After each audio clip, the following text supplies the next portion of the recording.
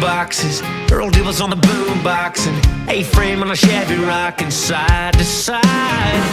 My grip on a dirt road, couple buddies saying let's go. Gonna burn that barn right down to the ground tonight.